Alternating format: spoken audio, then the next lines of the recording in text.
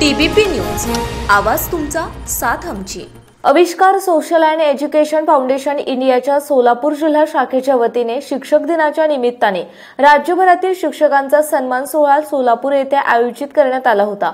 शिक्षक, सरपंच आणि उद्योजक अशा तिन्ही क्षेत्रात उत्तुंग कार्य केलेल्या मान्यवरांचा सन्मान आविष्कारचे राष्ट्रीय अध्यक्ष श्री संजय पवार यांच्या अध्यक्षतेखाली संपन्न झाला।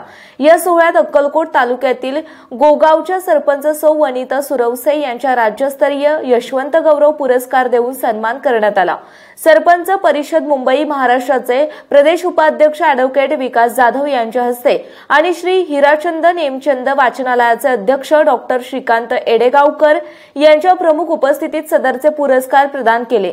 सरपंच सौ वनिता सुरवसे यांना सरपंच परिषदेने सोलापूरच्या जिल्हा समन्वयक असून परिषदेमार्फत सर्व सरपंचांना मार्गदर्शन करत वेगवेगळ्या आंदोलनात सरकारला वेठीस धरून मागण्या पूर्णत्वास आणल्या। त्यांच्या गावामध्ये मोठी कामे करून अक्कलकोट तालुक्याचं नव्हे तर संपूर्ण महाराष्ट्रातच गोगाव ग्रामपंचायतचे नाव उज्ज्वल केले।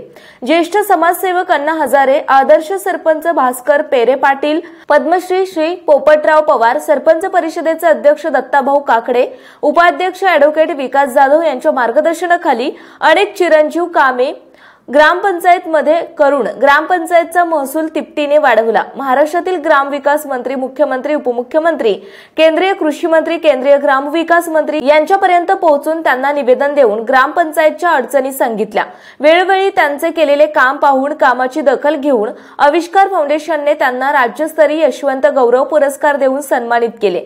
त्याबद्दल फाउंडेशनचे अध्यक्ष श्री संजय पवार आणि अन्य मान्यवरांचे सरपंच सौ वनिता सुरवसे यांनी मनपूर्वक आभार मानले आहे।